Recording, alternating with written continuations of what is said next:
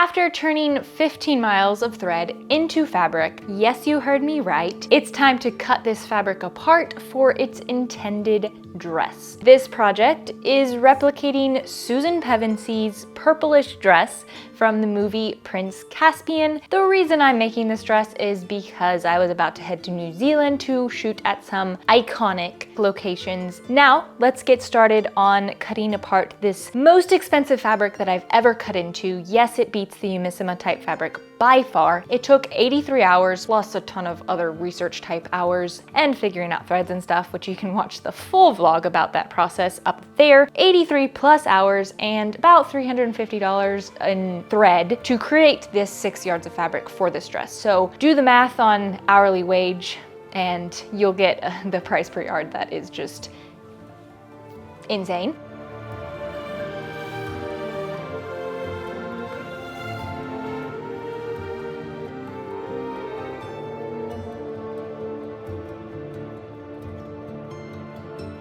I had about a week to make this dress before I left for the New Zealand trip because it took forever to get woven fabric woven. Also, I made a ton of other costumes to also film in New Zealand within a span of 5 weeks. And this one was pushed to the last week. So anyway, it was a bit chaotic, but I did happen to film and all that. So anyway, let's get into it. There's another part of this dress that is not just the purple fabric, and that's the underskirt-ish pants and upper bodice that pokes through. I have some great up-close photos thanks to Once a Narnian, and he owns the raid costume. So it's this purple skirt, the blue underpants, and then the leather top. He sent photos of the two fabrics that make up this grayish blue fabric. And there are two different fibers. The underskirt actually secret pants. It looks like Dupioni silk, but it doesn't flow like a crisp Dupioni, but it has that texture. But then the upper, the bodice, is more of an even weave. It looks lighter weight. And so I first wanted to tackle the underskirts. That type of silk that's kind of rustic looking, raw silk is the way to go. The listing that I ended up finding that is this fabric, which I think is pretty perfect for it, didn't really have a described name except for raw silk. But there's silk noil, which I've used in one project, and it's more of a crepe almost look to it and it has some nubbies on it. Two other terms that I ended up finding was a matka, but that is more of like a linen weave or even like a burlappy texture is from what I saw. And so it wasn't really the right type of raw silk, but there were some fabrics that were called a matka and it looked similar to what I was needing. And then the other term I saw was tussa. Those three terms are considered raw silks. So I was researching a combination of all these terms, just seeing if I can find something.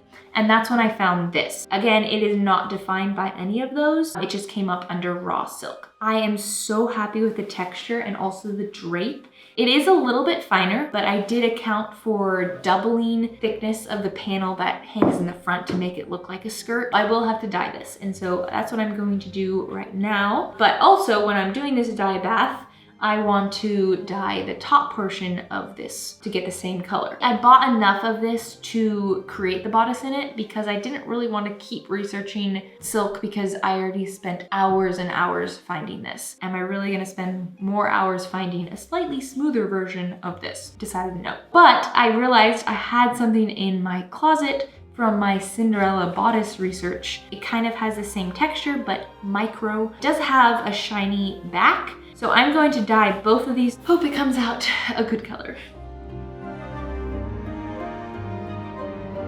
And today's video sponsor is Craftsy. So just as I dove into learning so many new skills for this New Zealand trip, you can easily do the same with Craftsy. It's your online resource for all things creative. From sewing to drawing to baking and knitting, learn all the things that you've always wanted to alongside a community of driven doers, makers, and DIYers. Craftsy offers over 2,000 classes for creatives of all skill levels, and these are all taught by experienced, award-winning instructors. As I've mentioned before, I always end up learning something new when I have my creative projects. But I don't just love learning something new in terms of sewing. I also love other areas such as baking or drawing, and so I'm really excited to dive into the classes and decide what skill to hone into next. And now is your chance to do the same. The first 1,000 of my subscribers to use the link in my description will get 1 full year of premium membership to Craftsy for only $1.49. That is for new members only. So thank you again to Craftsy for sponsoring today's video, and I hope this encourages you to find inspiration, try new things, and advance your skills with Craftsy. I pulled it out and it's almost perfect. It's just a little bit too light. Debating putting it in the dye bath again. I don't know if I'll actually do that or not because I don't want to mess it up. Ended up dividing these into 2 batches with the same mixture of dye based on the weight, but this one still came out a bluer color than this one. But also the side that I was planning on using picked up way less color. After throwing the fabric in a second dye bath, I achieved a slightly darker shade and could move on to making the underpants. Each leg of these pants are fairly wide, wider than I expected, and ended up realizing I did not have enough for the shirt, so would have to use that second fabric. The lining piece is just slightly smaller to ensure that the seam will get pulled to the back side of this panel and not show on the right side. I was actually so short of fabric that I had to piece together the lining of that center front panel. The 2 pieces are sewn together, leaving the waist open. The seam allowances are then trimmed and pressed open, and it's then turned right sides out.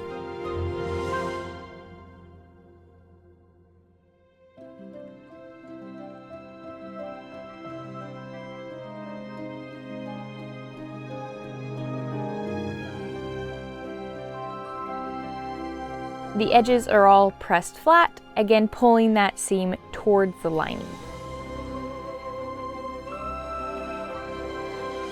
For the pant legs, there's a seam at the outer side and the inner. These are all sewn together, and once both legs are assembled, the crotch seam is sewn and an opening is left at the back for the closure. I opted for a basic closure with one side of it being hemmed and the other with just a simple underlap. This will be finished up later. For now, it's on to hemming the pants. For this, I cut a wide bias cut band. One edge is folded over and the other edge is sewn to the hem. I placed it about 1/4 inch away from the edge so I don't have to go in and trim away some seam allowances to reduce the bulk.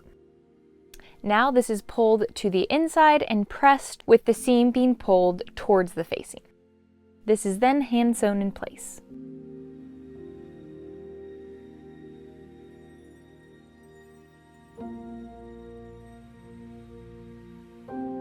To finish up the waist, the front cover section is placed at center front and then a waistband.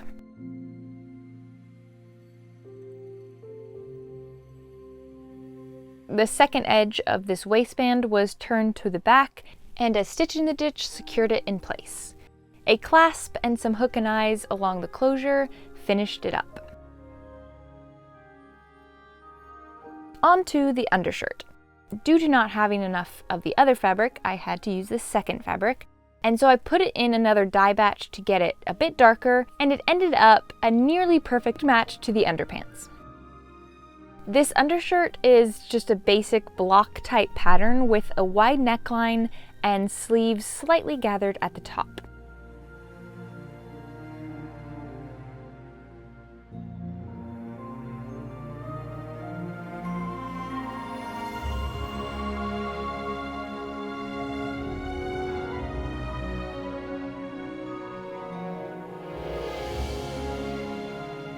For the cuffs, these ended up being a bit tricky. I was hoping to not have a vent and was just going to use elastic to bunch it up. After trying many different methods of doing this, the fabric was just too thick for the elastic to properly do its job.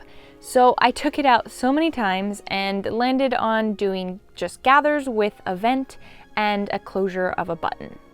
The neckline is left raw for now, so I can correctly shape it once I have the final dress bodice.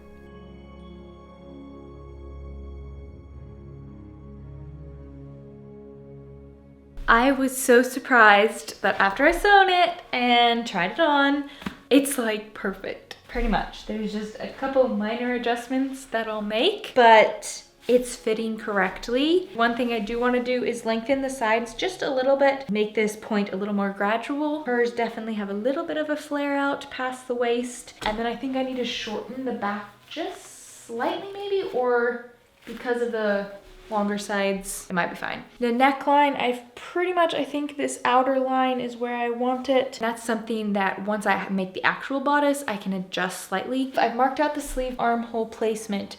I've got weird jutting here to match hers. I thought it looked kind of weird on hers, but I think it's just to have more movement in the shoulder. I don't know, we'll see. I'm about to draft the sleeve. Sleeves are awful, so hopefully it goes okay. But this was the right time to make a pattern draft and mock up and it work like the first time. Also a note on her back piece, has a shape to the lacing. I don't know if it just goes out or if it goes out and then back in at the top. That kind of shape would look nice. So I might do that, but I'll just trim this back piece to create that opening, and then there'll be a modesty panel. All right, sleeve is looking pretty good. A couple adjustments to make to it.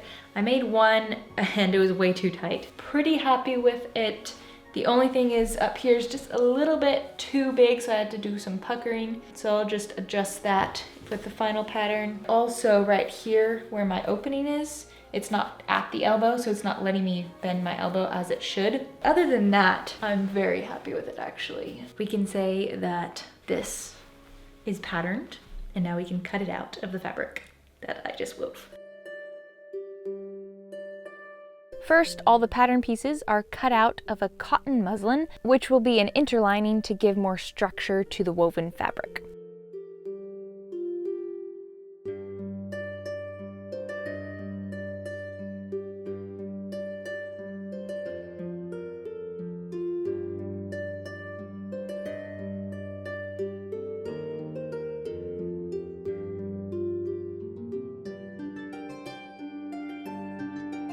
On to cutting this hand-woven bodice fabric apart.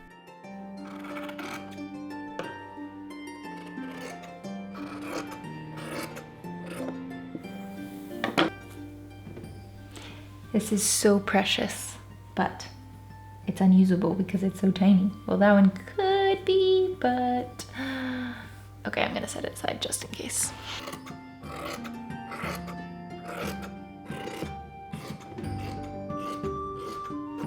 For any of the areas that have these threads from where I fixed a broken thread when I was weaving, the tails are fed to the back and woven in and then secured.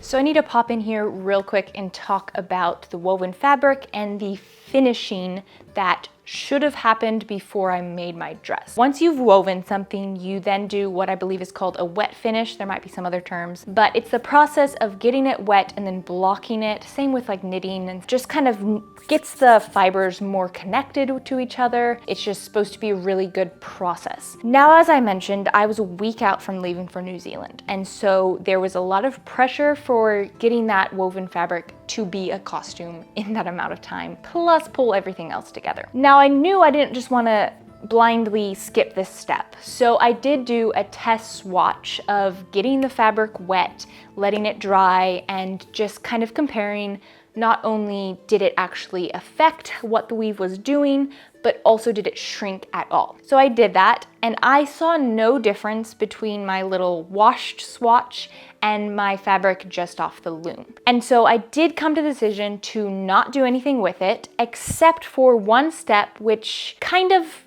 is doing a similar thing, but also not. In this process of working with the wool, it did feel like the threads were not very interconnected, and also with the wool fibers having been touched a lot with the loom, they were pretty fuzzy. So I decided to do kind of a mixed thing where I sprayed the entire fabric with vinegar water. Not completely wet, but I did put a lot of spray on there to get it pretty damp, and then I ironed it.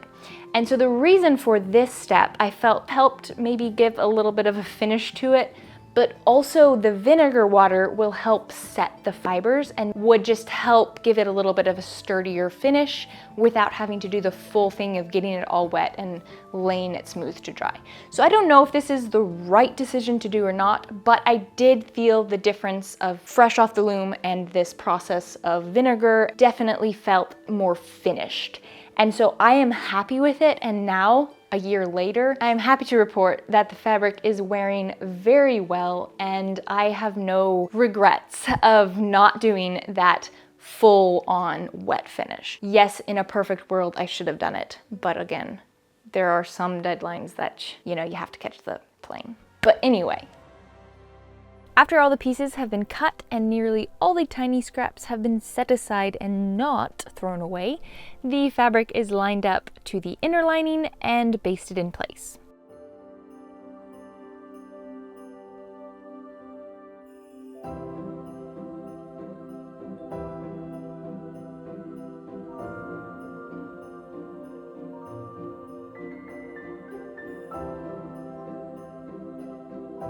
Since the fabric is not a tight weave and will definitely be prone to fraying, a very tight serge is done along all the edges.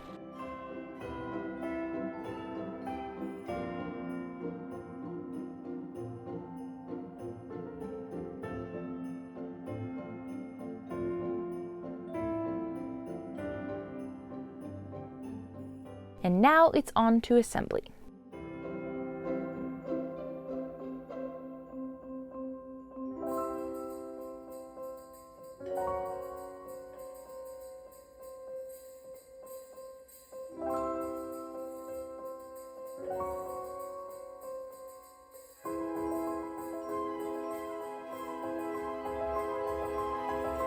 Both sides, from side front to back, are assembled and seams are ironed open.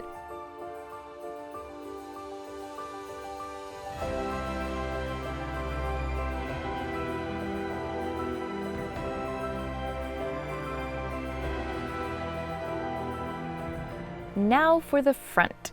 This tulip shape needs to be cut out and its edges bound in gold trim.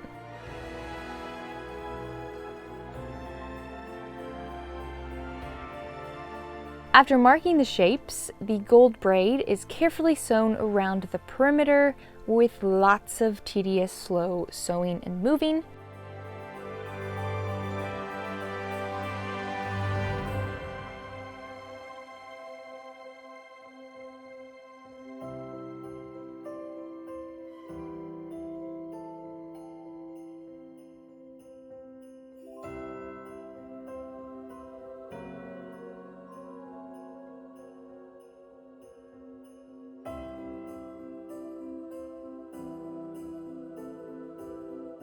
Next, a piece of fabric is placed on top and will create a facing to these cutout edges. Once pinned in place, this is sewn from the back, following the previous sewing lines.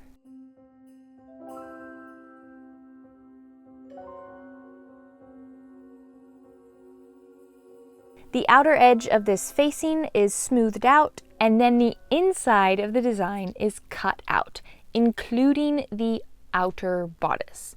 That was the scary part. After all the edges are clipped and fray checked is used to keep all the edges intact, the facing is pulled to the back. Now this would have been best to be done in the outer bodice fabric, and so there wouldn't have been any chance of this not quite matching facing, but there's not much of it left, and also it's thick and frays easily, so it wouldn't have been a great option. But fortunately, the gold trim is there and will help hide any of that peeking out facing. So with the shape of this cutout, there are these tricky places that caused more than a bit of an issue. It might have been best to use a strip of bias binding sewn to this to create a facing, and that might have helped in these tight areas, but no going back now. So the trick for tiny points is to use some sturdy thread to turn these points out. So this thread is fed around the tip, just catching some of the stitches of the seam, and then you pull on this thread and it pulls on those stitches and brings them to the right side. And it's not pulling on any of the fabric, so you can pull it harder to try to get that point to the very tippy top. Now it isn't quite perfect because all of the seam allowances need to fit in that tiny area. And since my fabric is fairly thick, it definitely is kind of bunchy. But overall, it did work. Once it was pressed as best as possible, the facing was catch stitched down. This whole process was definitely the most tedious and time-consuming of this entire dress. And now for filling this opening in with a reddish-orange piece of fabric. I grabbed a piece of flannel and dyed it using the same color that I did my red thread for weaving, and then got this subtle gold design on it with screen printing. After seeing what it looked like inside the bodice, I felt like it was not quite right. So I used a super complicated technique.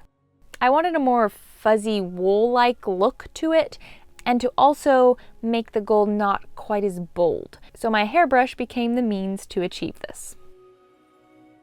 The result made me happy enough to continue on. Once placed under the design, tiny stitches were sewn around the entire perimeter, going through the flannel and the folded edge of the facing. The excess flannel is trimmed away and the edge is catch stitched down.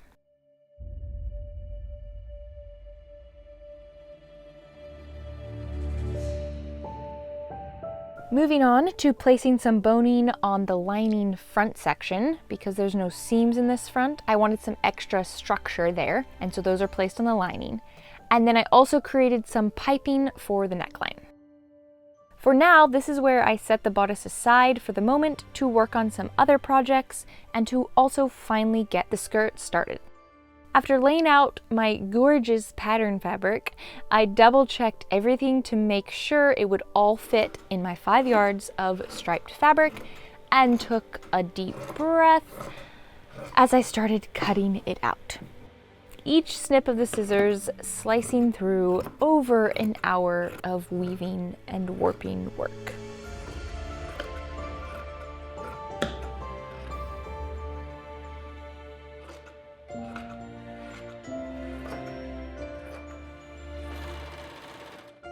To make sure all these cut edges don't unravel, all the skirt edges were serged. Though the slub of the red stripe definitely caught up a few times. It's pretty clunky and hard to sew through. It was so much so to the point that on the hem edge of all the panels, I decided to just leave it since the finishing hem would contain the raw edges.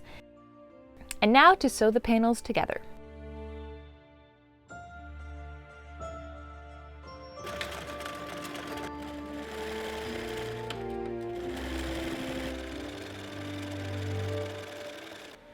After sewing that center front seam just slightly up and then ironing the seams open, the skirt was hung on my dress form to let it all relax. I'll go in and hem in a day or so. The skirt of my woven fabric, which is super exciting, and it looks so good. I'm so excited to see it together with the bodice.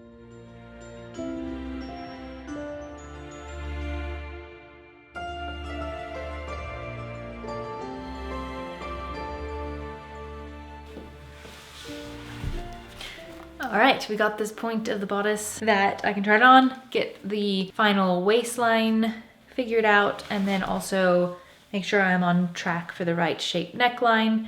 Shape of this side is what I've pinned. The back right now is just pinned, but it has this gap in it, which the lacing will go across, and it's not pinned quite as tight as it will be. But overall, I'm very happy with how it's looking. I do think I'll put some boning along the seams, probably every seam, and then I've already inserted some in the lining piece for this front area. After the try-on, I marked where I wanted the waistline to fall and made that adjustment. Before serging that edge again though, I attached some twill tape along the seams to create boning channels. These are sewn through just the seam allowances. After final adjustments to the neckline shape, the pre-prepared piping is attached. To sandwich these edges inside, the lining is attached to the neckline, and using the stitch line from attaching the piping, the lining is sewn on just behind those stitches. This ensures that the piping will stay evenly poking out of the edge. After trimming some edges, I then added a lot of fray check to the curved areas. These will be snipped and notched to allow for the turning right sides out of the bodice, and because of the fabric, I didn't want to take any chances with fraying. Now for the details of the bottom edge, creating these little tabs. Each of these were cut out of all the little scraps of fabric, and then the gold trim was sewn around the edges. The second piece is placed on top of that and is sewn in place using the previous stitch line, again to ensure that an even amount of gold will poke out of the seam. These were all then painstakingly trimmed, clipped, and turned to the right side.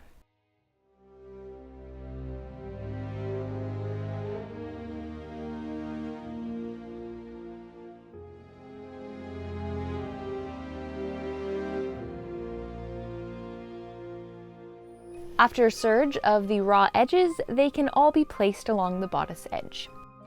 You never quite know when you're going to get that feeling of a project finally coming together and being what you wanted it to be. And once these little tabs were attached, that's when it really felt like this is happening and this is turning out. The lining is then placed along the edge containing the seams and was hand sewn in place. The same was done for the back edges.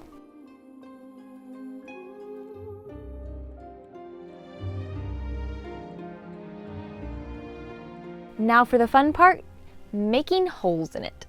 Not really.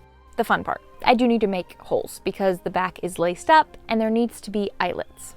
These are all hand done using the extra wool thread from weaving. No better thread match than using the fabric thread, right? These were all carefully done to ensure no actual hole was made in the outer fabric, just working the threads apart with the awl to create an opening.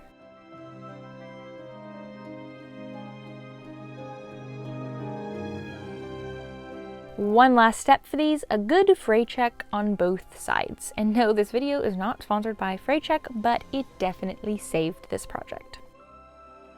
Finally, it's on to the sleeves. These are two-piece sleeves with one seam towards the front and one towards the back that will mostly be left open to reveal the undershirt.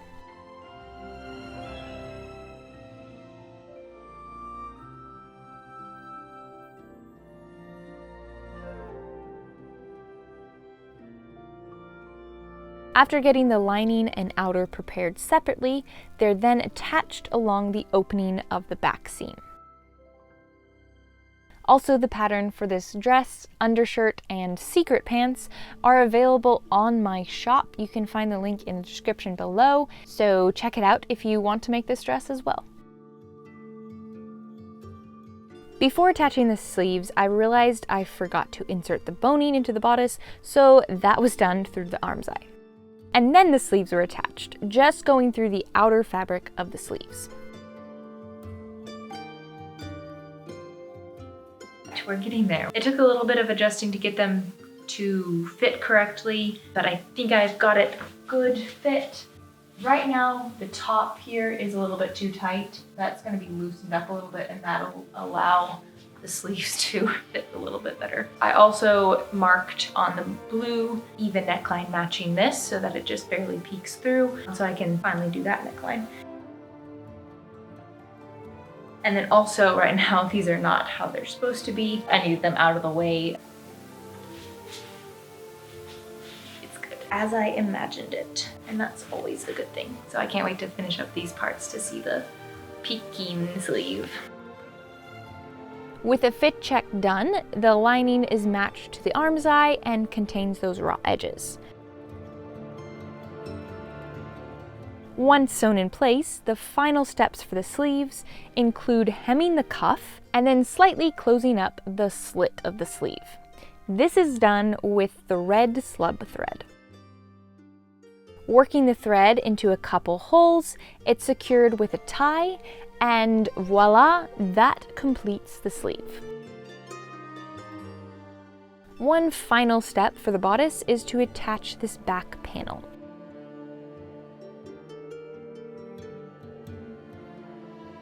With the bodice complete, it's onto the final skirt steps. First, the front edges of the split are turned over and pressed in place. These will be hand sewn down later. As for the back closure, I attached a facing to the top edge and then a fly panel to the under. Hooks and eyes will then be placed to close it up.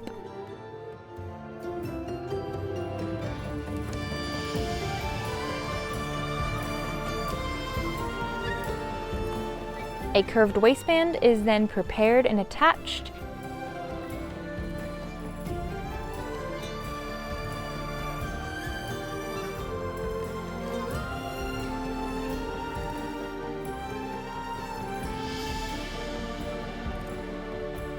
After a stitch in the ditch to secure the lining edge, some clasps are attached.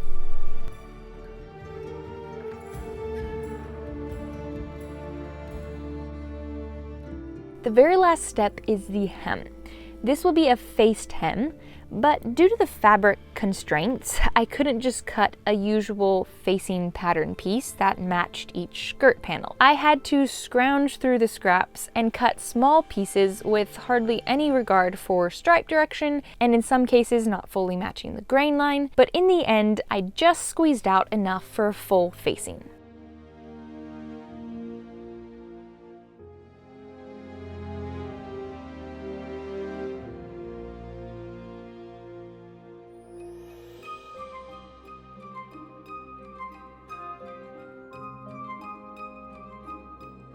Once it was ironed and turned to the back, this is all hand sewn in place.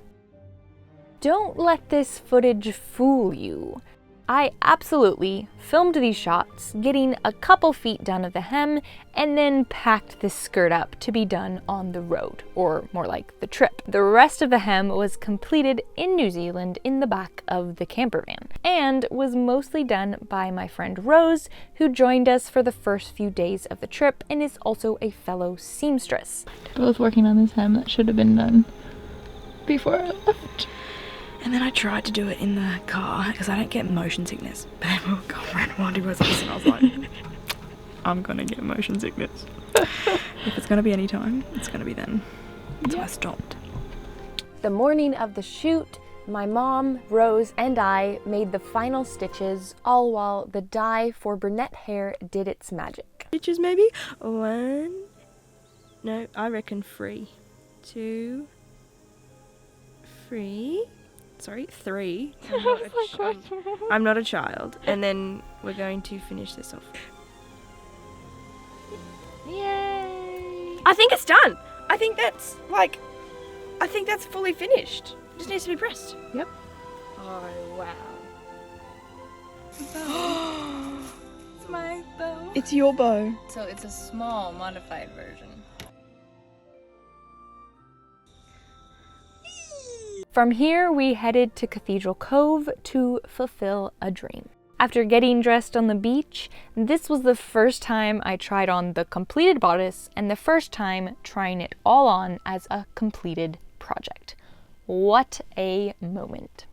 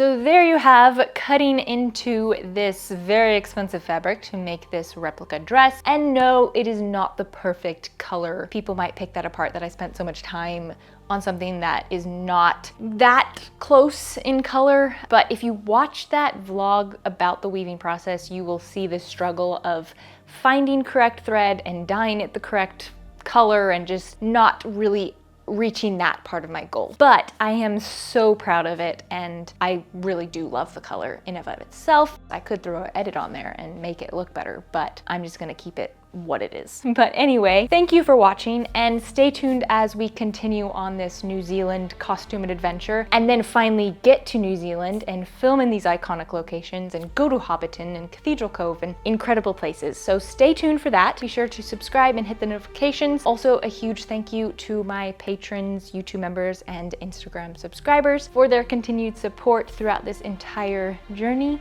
And as always, go out there and learn, create, and inspire.